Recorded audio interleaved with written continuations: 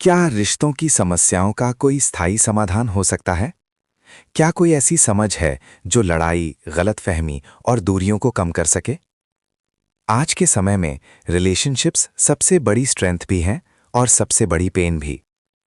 कभी एक्सपेक्टेशंस बढ़ जाती हैं, कभी कम्युनिकेशन टूट जाता है, कभी ईगो बीच में आ जाता है और कभी हम खुद ही समझ नहीं पाते कि सामने वाले को कैसे समझें। ऐसे में सवाल उठता है कि क्या भगवद गीता जैसे प्राचीन ग्रंथ में इन मॉडर्न रिलेशनशिप प्रॉब्लम्स का सल्यूशन हो सकता है? अगर गहराई से देखें तो गीता सीधे रिलेशनशिप टिप्स नहीं देती, लेकिन वो हमें ऐसी समझ देती है जो हर रिश्ते को अंदर से बदल सकती है। जब हम गीता की शुरुआत देखते हैं तो वहां एक रिश्ता भी है, गुरु और शिष्य का, जहां अर्जुन अपने मन की सारी उलझनें खुलकर भगवान श्री कृष्ण के सामने रखते हैं। वो अपने डर, अपने डाउट सब कुछ बता देते हैं। यही किसी भी रिलेशनशिप की पहली जरूरत है, सच्चा कम्युनिकेशन। आज ज्यादातर रिश्ते इसलिए टूटते हैं क्योंकि लोग बात करना बंद कर देते हैं या फिर सही तरीके से बात नहीं करते। एक सिंपल एग्जाम्पल समझिए। मान लीजिए पति पत्नी के बीच कोई छोटी सी बात पर बहस हो गई। बात छोटी थी लेकिन ईगो बड़ी हो गई। दोनों को लगता है कि पहले सामने वाला माफी मांगे और धीरे धीरे दूरी बढ़ने लगती है। अगर वही सिचुएशन में कोई एक व्यक्ति थोड़ा शांत होकर खुलकर बात कर ले तो वही समस्या वहीं खत्म हो सकती है।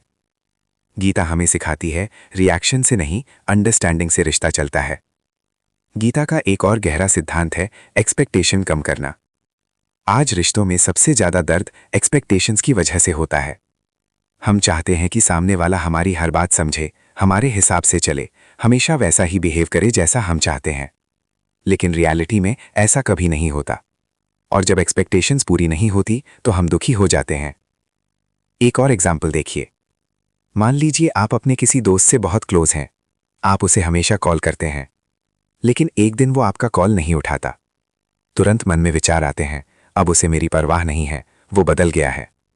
लेकिन हो सकता है वो उस समय किसी जरूरी काम में हो या किसी प्रॉब्लम में हो। अगर हम हर चीज को नेगेटिव तरीके से इंटरप्रेट करेंगे तो रिश्ते खुद ब खुद खराब हो जाएंगे। गीता हमें सिखाती है हर सिचुएशन को शांत माइंड से देखना। गीता में एक और बहुत जरूरी बात है, ईगो को छोड़ना। रिश्तों में ईगो सबसे बड़ा दुश्मन है। जब हम ये सोचने लगते हैं कि मैं सही हूं, सामने वाला गलत है, तभी दूरी शुरू हो जाती है। लेकिन गीता हमें सिखाती है कि हर व्यक्ति अपनी अंडरस्टैंडिंग के हिसाब से सही होता है। अगर हम सामने वाले को समझने की कोशिश करें तो बहुत सी समस्याएं अपने आप खत्म हो जाती हैं। एक और सिचुएशन इमेजिन कीजिए। एक माँ अपने बच्चे को बार बार समझाती है, लेकिन बच्चा उसकी बात नहीं मानता। माँ गुस्सा हो जाती है और बच्चा और जिद्दी हो जाता है। अब अगर वही माँ गुस्से की जगह पेशेंस और प्यार से बात करे तो बच्चा धीरे धीरे समझने लगता है। यही डिफरेंस है कंट्रोल और कनेक्शन में। गीता हमें कंट्रोल नहीं, कनेक्शन बनाना सिखाती है। गीता हमें यह भी सिखाती है कि हम दूसरों को कंट्रोल नहीं कर सकते, लेकिन अपने रिएक्शन को कंट्रोल कर सकते हैं। आज ज्यादातर लोग दूसरों को बदलने की कोशिश करते हैं। वो ऐसा क्यों है, उसे ऐसा होना चाहिए। लेकिन गीता कहती है पहले खुद को समझो। जब आप खुद शांत होंगे तो आपके रिश्ते भी शांत होने लगेंगे। एक बहुत ही प्रैक्टिकल बात, मान लीजिए किसी ने आपको कुछ बुरा कह दिया। आप तुरंत गुस्से में आकर जवाब दे देते हैं और फिर बात बढ़ जाती है। लेकिन अगर आप एक पल रुक जाएं और सोचें तो आप शायद अलग तरीके से रिस्पॉन्ड करेंगे। यही एक छोटा सा पॉज रिश्ते को बचा सकता है। तो क्या गीता में रिलेशनशिप प्रॉब्लम्स का सल्यूशन है? सीधे शब्दों में हाँ, लेकिन ये सल्यूशन बाहर नहीं, अंदर है। गीता हमें सिखाती है समझना, ना कि सिर्फ रिएक्ट करना। एक्सेप्ट करना, ना कि कंट्रोल करना। कम्युनिकेट करना, ना कि चुप रहना। ईगो छोड़ना और कनेक्शन बनाना। अगर हम इन बातों को अपनी लाइफ में धीरे धीरे अप्लाई करें तो हमारे रिश्ते खुद ब खुद बेहतर होने लगते हैं। क्योंकि असली प्रॉब्लम रिश्तों में नहीं होती, बल्कि हमारे देखने के नजरिए में होती है। अंत में बस इतना याद रखिए, गीता आपको परफेक्ट रिलेशनशिप नहीं देती, लेकिन आपको ऐसा इंसान बना देती है जो हर रिलेशनशिप को बेहतर बना सकता है।